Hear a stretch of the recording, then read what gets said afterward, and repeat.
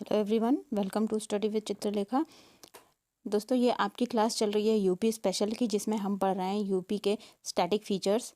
ठीक है, इसके पहले ही हम 2 क्लासेस कर चुके हैं, जिसमें हमने पहली क्लास में देखा था उत्तर प्रदेश एक दृष्टि में, और जो दूसरी क्लास थी उसमें हमने उत्तर प्रदेश के स्वतंत्रता संग्राम को देखा था। स्वतंत्रता आंदोलन से जुड़े हुए हमने पहले थ्योरी पढ़ी थी, उसके बाद हमने क्वेश्चन किए थे। ठीक है, तो आप लोगों का इतना अच्छा रिस्पांस जो उस पर मिला है, इसके लिए बहुत बहुत धन्यवाद।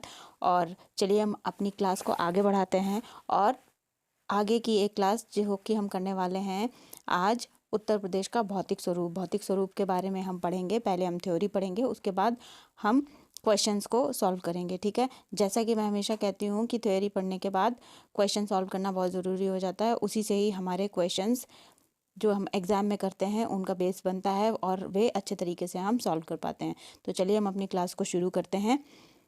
तो आज का जो पहला पॉइंट हम देखने जा रहे हैं, उत्तर प्रदेश भारत के किस भाग में स्थित है। तो देखिए, उत्तर प्रदेश जो है भारत के उत्तर मध्य भाग में स्थित है। ठीक है, ये इस तरीके से कुछ मैप अगर मैं ड्रॉ करना चाहूँ इंडिया का, तो कुछ ऐसा मैप बनेगा। थोड़ा गड़बड़ हो जाएगा, आप लोग एडजस्ट कर लीजिएगा। और यहाँ पर उत्तर प्रदेश है। ठीक है, तो उत्तर मध्य भाग में उत्तर प्रदेश स्थित है। उत्तर प्रदेश किन अक्षांशों के व देशांतरों के मध्य में स्थित है। तो उत्तर प्रदेश जो है 23 डिग्री 52 मिनट उत्तरी अक्षांश से 30 डिग्री 28 मिनट उत्तरी अक्षांश के मध्य में स्थित है, तथा अगर देशांतर की बात करेंगे तो 77 डिग्री 3 मिनट पूर्वी देशांतर और 84 डिग्री 39 मिनट पूर्वी देशांतर तक उत्तर प्रदेश की सीमा फैली हुई है। ठीक है, अगला पॉइंट देखेंगे कि उत्तर प्रदेश का क्षेत्रफल कितना है। वैसे हम ये सारे पॉइंट कवर कर चुके हैं उत्तर प्रदेश एक दृष्टि में, लेकिन चूंकि हम लोग भौतिक स्वरूप को डिस्कस कर रहे हैं, इसलिए कुछ 1-2 पॉइंट हम लोग यहाँ पे रिपीट कर रहे हैं, तो वो उससे आपका ही फ़ायदा होने वाला है, रिवीजन हो जाना है। ठीक है, तो उत्तर प्रदेश का क्षेत्रफल कितना है। तो क्षेत्रफल हो जाएगा आपका 2,40,928 वर्ग किलोमीटर। ठीक है, इसको याद रखेंगे। और उत्तर प्रदेश को कितने भौतिक भागों में बांटा गया है। तो उत्तर प्रदेश को 3 भौतिक भागों में बांटा गया है। ठीक है, अब लंबाई चौड़ाई की बात करते हैं। तो लंबाई और चौड़ाई क्रमशः हो जाएगी। 650 किलोमीटर उत्तर प्रदेश की लंबाई है। ठीक है, और चौड़ाई 240 किलोमीटर हो जाएगी। उत्तर प्रदेश को कितने राज्य की सीमाएं स्पर्श करती हैं। तो उत्तर प्रदेश को 8 राज्य और 1 केंद्र शासित प्रदेश की सीमा स्पर्श करती है। 8 राज्यों के नाम हो जाएंगे आपका, पहला तो उत्तराखंड हो जाएगा। ठीक है, उसके बाद हिमाचल प्रदेश हो जाएगा, फिर हरियाणा हो जाएगा, उसके बाद आपका राजस्थान हो जाएगा। एमपी की सीमा भी टच करती है उत्तर प्रदेश से, फिर हो जाता है आपका छत्तीसगढ़, बिहार और झारखंड। ठीक है, और अगर केंद्र शासित प्रदेश की बात करें तो वो हो जाता है न्यू दिल्ली। ठीक है, दिल्ली केंद्र शासित प्रदेश है, इसकी सीमा उत्तर प्रदेश से टच करती है। ठीक है, चलिए बढ़ेंगे आगे। अगला पॉइंट देखते हैं, बीहड़ों का निर्माण किन नदियों के किनारों पर हुआ है। तो देखिए, बीहड़ों का निर्माण जो है चंबल और यमुना के किनारों पर हुआ है। देखिए, बीहड़ क्या होता है। बीहड़ ऐसे इलाके होते हैं, ऐसा क्षेत्र होता है, ऐसा भूमि क्षेत्र होता है जहाँ पर हवा से मिट्टी का कटाव हो जाता है, और वहाँ पर अवनालिका अपरदन हो जाता है। इसको एक भाषा में अवनालिका अपरदन भी कहते हैं बीहड़ को। ठीक है, उत्खात भूमि भी कहते हैं। अगर बीहड़ नहीं पूछा जाए आपसे, अवनालिका अपरदन पूछ दिया जाए, तो ये भी सेम बात हो जाएगी कि चंबल नदी का जो क्षेत्र है, चंबल नदी के किनारे पर अवनालिका अपरदन से मिट्टी का कटाव हुआ है, तो वहाँ पर बीहड़ों का निर्माण हुआ है। और उत्खात भूमि भी किसको कहते हैं, बीहड़ को ही कहते हैं। ठीक है, तो चंबल और यमुना नदी के किनारों पर बीहड़ों का निर्माण हो जाएगा। उत्तर प्रदेश का विशाल मैदानी क्षेत्र किन 2 नदियों के मध्य अवस्थित है। तो उत्तर प्रदेश का जो विशाल मैदानी क्षेत्र है, ये आपका यमुना और गंडक नदी के मध्य में स्थित है। ठीक है, ध्यान रखेंगे, यमुना और गंडक नदी के मध्य में।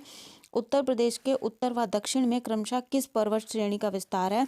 तो उत्तर प्रदेश के उत्तर में देखिए, इस तरीके से उत्तर प्रदेश कुछ है यहाँ पर, ये ऐसे, तो इसके उत्तर में जो श्रेणी है, ठीक है, ये हो जाएगी आपकी शिवालिक श्रेणी। शिवालिक श्रेणी ये इस तरफ हो जाती है यहाँ पर, और दक्षिण में ये नीचे की तरफ हो जाती है विंध्य श्रेणी। ठीक है, चलिए, उत्तर प्रदेश किस प्राचीनतम भूखंड का एक भाग है। तो उत्तर प्रदेश जो है गोंडवाना लैंड का भाग है। ठीक है, याद रखिएगा, और इसको इम्पॉर्टेंट भी टिक कर लीजिएगा।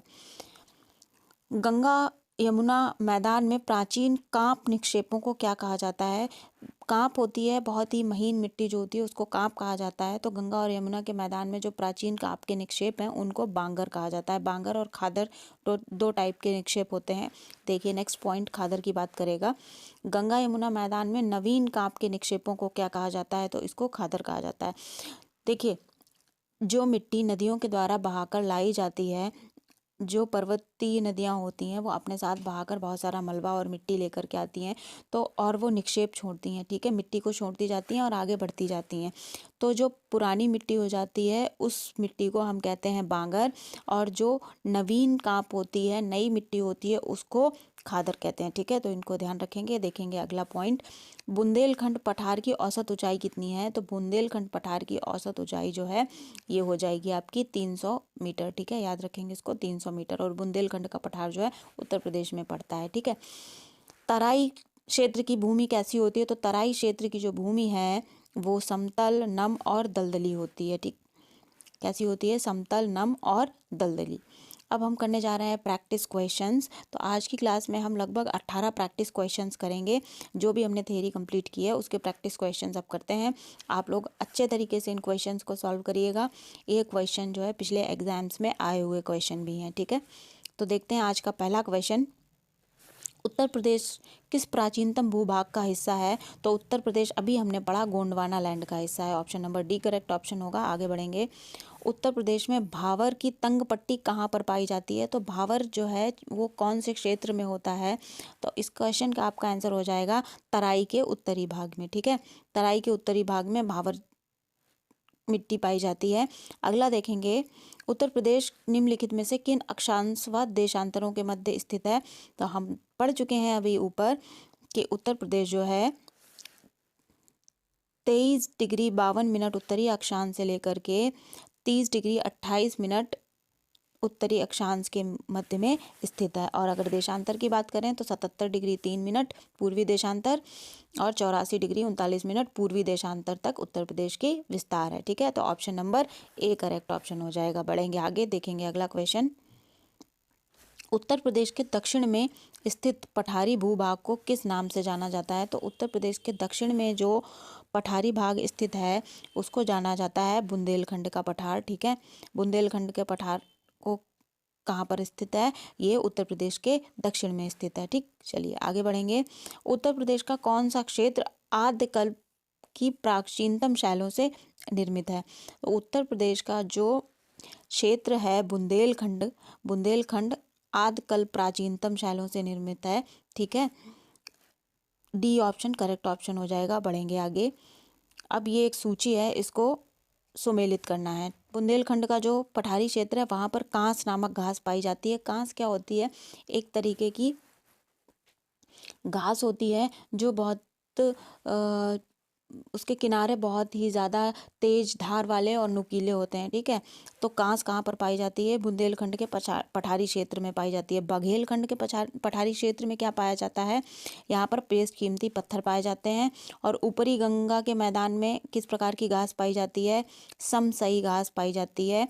और मध्य गंगा के मैदान में क्या पाया जाता है? कांप मिट्टी पाई जाती है, जो कि दो प्रकार की होती है, खादर और बांगर। नई मिट्टी को खादर कहते हैं, पुरानी मिट्टी को बांगर कहते हैं। तो चलिए अब देखेंगे अगला क्वेश्चन।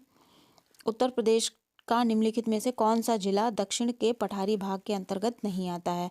तो उत्तर प्रदेश का जो हमीरपुर जिला है वो दक्षिण के पठारी भाग के अंतर्गत नहीं आता है। ठीक है, इसको ध्यान रखिएगा।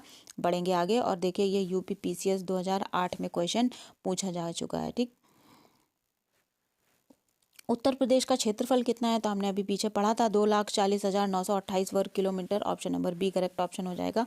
और ये उत्तर प्रदेश 2016 के लेखपाल में भी आया था। ठीक, अब यहाँ पे एक नोट है, ये भी देख लीजिए कि क्षेत्रफल तो 2,40,928 वर्ग किलोमीटर हो जाता है, लेकिन अगर क्वेश्चन बने कि भारत के संपूर्ण क्षेत्रफल का कितना प्रतिशत कवर करता है, तो भारत के संपूर्ण क्षेत्रफल का ये 7.33% कवर करता है। और क्षेत्रफल के अनुसार उत्तर प्रदेश का कौन सा स्थान है, सबसे बड़ा कौन सा नंबर का राज्य है? तो चौथे नंबर का राज्य है, ध्यान रखिएगा। बुंदेलखंड के लिए सर्वाधिक उपयुक्त फसल चक्र क्या है? तो देखिए बुंदेलखंड के लिए वहाँ पर बारिश कम होती है, तो सर्वाधिक उपयुक्त फसल चक्र क्या हो जाएगा आपका?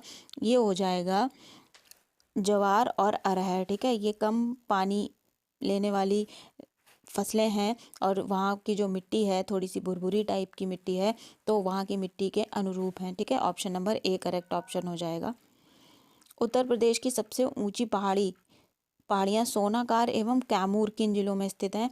तो उत्तर प्रदेश की जो सबसे ऊंची पहाड़ियाँ हैं जिनमें से एक का नाम है सोनाकार और दूसरी का नाम है कैमूर, ये स्थित हैं मिर्जापुर और सोनभद्र जिले में, ठीक है। Option number A correct option हो जाएगा।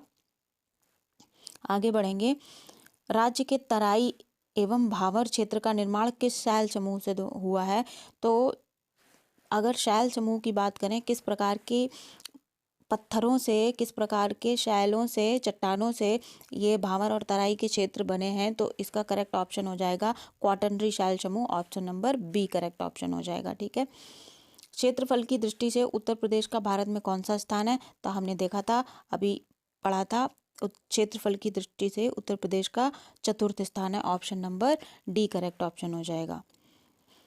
निम्नलिखित में से किस जिले को अंतर्राष्ट्रीय सीमा स्पर्श नहीं करती है? तो देखिए, अंतर्राष्ट्रीय सीमा आपकी स्पर्श नहीं करती है बस्ती जिले को। Option number B correct option हो जाएगा। बलरामपुर, पीलीभीत और श्रावस्ती, इन तीनों से अंतर्राष्ट्रीय सीमा स्पर्श करती है जो कि नेपाल है, ठीक है। निम्नलिखित में से किस जिले की सीमा नेपाल से लगती है? तो यहाँ पर आपका करेक्ट ऑप्शन हो जाएगा option number B Maharajganj. Maharajganj की जो सीमा है ये लगती है नेपाल से, ठीक है। और ये देखिए, फूड सिक्योरिटी इंस्पेक्टर 2014 में भी ये क्वेश्चन आया है और यूपीपी का जो 2019 में एग्जाम हुआ था उसमें भी आया है, ठीक है। तो क्वेश्चन बहुत ही अच्छे हैं यहाँ पर, तो आप लोग इनको अच्छे से करने का प्रयास करिएगा। निम्नलिखित में से कौन सा जिला बुंदेलखंड क्षेत्र का है? तो बुंदेलखंड क्षेत्र का जो जिला हो जाएगा आपका ऑप्शन नंबर सी, ये हो जाएगा महोबा। और ये उत्तर प्रदेश पुलिस 2018 का क्वेश्चन है, ठीक है। महोबा जिला कहाँ पर पड़ता है? बुंदेलखंड क्षेत्र में पड़ता है। जो मध्य प्रदेश से सटा हुआ इलाका है उत्तर प्रदेश का, उसको बुंदेलखंड क्षेत्र कहा जाता है। उत्तर प्रदेश का क्षेत्रफल देश के कुल क्षेत्रफल का कितना है? तो हमने अभी पीछे पढ़ा था, 7.33 है। और देखिए, उत्तर प्रदेश पुलिस में ये कांस्टेबल भर्ती में आया है वर्ष 2018 में, ठीक है। निम्नलिखित में से किस देश की सीमाएं उत्तर प्रदेश से मिलती हैं? तो हमने पढ़ा था, उत्तर प्रदेश एक दृष्टि में नेपाल की सीमा मिलती है, ठीक है। 8 राज्य, एक केंद्र शासित प्रदेश और एक देश की सीमा उत्तर प्रदेश की सीमाओं को टच करती हैं, ठीक है। और ये देखिए 2018 का क्वेश्चन है ये। अगला क्वेश्चन देखेंगे, उत्तर प्रदेश की सीमा भारत के कितने राज्यों से मिलती है? तो हमने देखा था, राज्यों की बात करेगा तो 8 राज्य हैं। अगर केंद्र शासित प्रदेश भी इसमें होता तो करेक्ट ऑप्शन हो जाता 9, क्योंकि 8 राज्य हो गए और एक केंद्र शासित प्रदेश हो गया। तो 8 राज्य कौन से हो जाएंगे आपके? उत्तराखंड, हिमाचल प्रदेश, हरियाणा, राजस्थान, मध्य प्रदेश, छत्तीसगढ़, बिहार, झारखंड। और यूनियन टेरिटरी कौन सी हो जाएगी? यूनियन टेरिटरी हो जाएगी आपकी दिल्ली, ठीक है। कुल मिलाकर के 9 हो जाएंगे। और एक अंतर्राष्ट्रीय सीमा जो कि नेपाल है, ठीक है। ये हो गया आपका उत्तर प्रदेश का भौतिक स्वरूप। आज के लिए इतना ही, ठीक है। अगर वीडियो पसंद आया तो इसको लाइक कर दीजिएगा, शेयर भी करिएगा अपने स्टडी ग्रुप्स में, पीर ग्रुप्स में, अपने दोस्तों के साथ, आप लोगों के साथ जो पढ़ रहे हो वो लोग भी इस वीडियो का फ़ायदा उठा सकें, लाभ उठा सकें। सबके साथ शेयर करिए। और अगर चैनल को अभी तक सब्सक्राइब नहीं किया है तो सब्सक्राइब कर लीजिए और बेल आइकन प्रेस कर दीजिएगा, तभी आने वाले वीडियो की जो अगला वीडियो मैं लेकर के आऊँगी उसकी जानकारी आपके पास सबसे पहले पहुँचेगी। तब तक के लिए पढ़ते रहिए, मिलते हैं अगले वीडियो में। Thank you everyone.